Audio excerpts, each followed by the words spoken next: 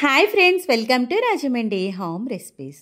ఈరోజు మన ఛానల్లో రెస్టారెంట్కి మించిన టేస్ట్ తోటి బేబీకార్న్ మంచూరియాని సింపుల్ అండ్ టేస్టీగా ఇంట్లోనే ఎలా తయారు చేసుకోవాలో చూపిస్తున్నా. టేస్ట్ అయితే మటుకు చాలా బాగుంటుంది.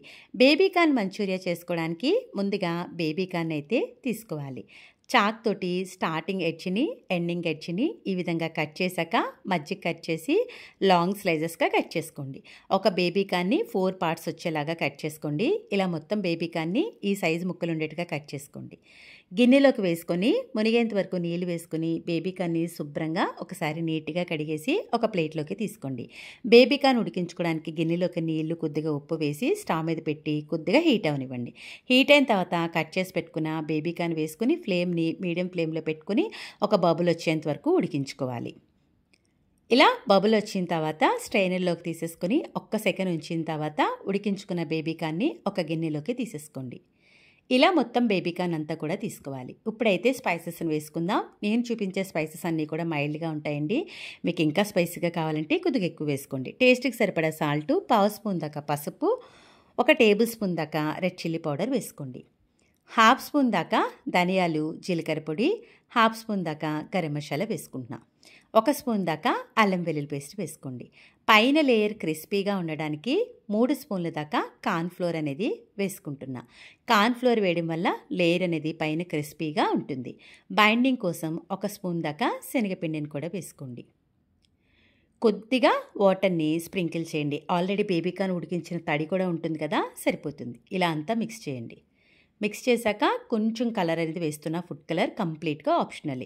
ఇంకొక స్పూన్ దాకా రైస్ ఫ్లోర్ కూడా వేసుకుంటున్నా. వేసిన తర్వాత స్పూన్తో కన్నా కూడా చేతితోటి స్పైసెస్ అంతా కూడా బేబీకార్న్కి బాగా పట్టేలాగా కలపండి.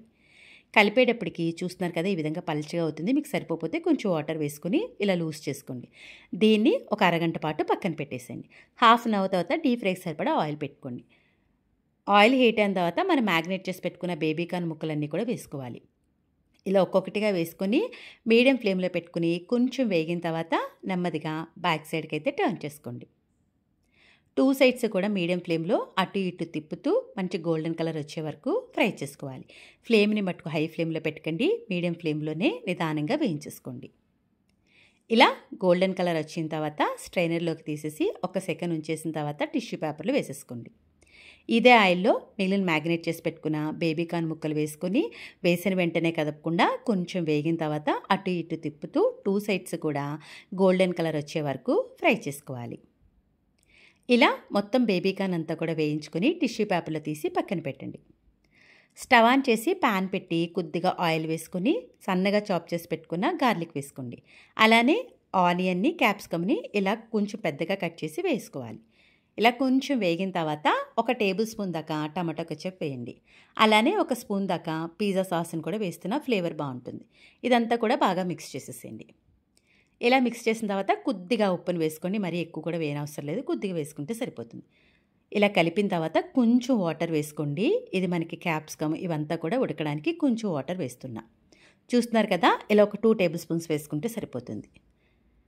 లో ఫ్లేమ్లో పెట్టుకుని ఇది ఉడకనివ్వండి. 1 టేబుల్ స్పూన్ దాకా కార్న్ఫ్లోర్ వేసుకుని దాంట్లో కొద్దిగా వాటర్ వేసుకుని ఉండలు లేకుండా కలిపి దీంట్లో వేసేసుకోండి. మీడియం ఫ్లేమ్లో పెట్టుకుని ఇది బబుల్స్ వచ్చే వరకు ఉడికించుకోవాలి. ఇలా బబుల్స్ వస్తున్నప్పుడు మనం ఆల్రెడీ ఫ్రై చేసి పెట్టుకున్న బేబీకార్న్ ముక్కలు వేసుకుని లో ఫ్లేమ్లో పెట్టుకుని ఇదంతా కూడా బాగా మిక్స్ అయ్యేలాగా మిక్స్ చేసేసుకోండి. ఇది వాటర్ అంతా దగ్గర పడి బేబీకార్న్కి ఆ గ్రేవీ అంతా దగ్గరికి అయ్యేంత వరకు కూడా లో ఫ్లేమ్లో కుక్ చేసుకోవాలి. ఇలా దగ్గర పడిన తర్వాత స్టవ్ ఆఫ్ చేసేసి ఒకసారి ప్యాన్ అంతా కూడా బాగా షేక్ చేసేసుకోండి. ఇప్పుడు స్టవ్ ఆన్ చేసి కొద్దిగా పెప్పర్ పౌడర్ అలానే క్లీన్ చేసి పెట్టుకున్న కొత్తిమీర కూడా వేసేసుకుని మరొక సెకండ్ పాటు అంతా కూడా బాగా కలిసేలాగా కలిపేసుకుని స్టవ్ ఆఫ్ చేసేసుకోండి. అంతే, రెస్టారెంట్ స్టైల్లో ఎంతో టేస్టీగా ఉండే బేబీకార్న్ మంచూరియా అయితే రెడీ అయిపోయింది. బేబీకార్న్ మంచూరియా తయారు చేయడం ఇంత ఈజీగా అనిపించిందా? వీడియో నచ్చిందా? అయితే ఒక్క లైక్ ఇవ్వండి. మీరు ఇచ్చే లైక్ వల్ల మన వీడియో ఇలాంటి మరికొంతమందికి అయితే చేరుతుంది. మీరు కూడా ఈ రెస్టారెంట్ స్టైల్ బేబీకార్న్ మంచూరియాని ట్రై చేసిన తర్వాత ఎలా వచ్చిందనేది మీ అమూల్యమైన ఫీడ్బ్యాక్ని నా కామెంట్ సెక్షన్లో తెలియచేయండి. మీ అందరికీ నా వీడియో నచ్చిందనే అనుకుంటున్నా. Thanks for watching my video. Please like, comment, share, subscribe my channel.